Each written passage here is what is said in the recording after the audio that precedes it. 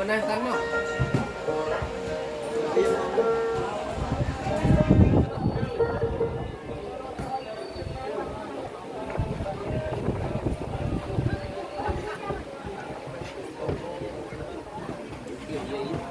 Dây cho muốn dây.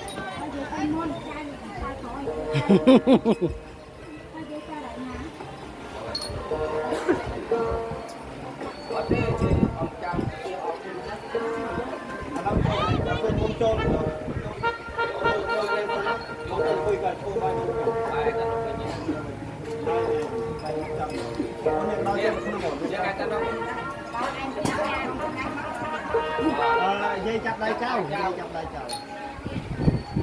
Cháu tay con cháu.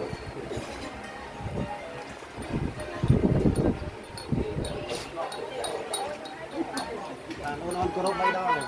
Con dây. Học con lấy dây màu từ cái này nam từ cái này đừng cho gì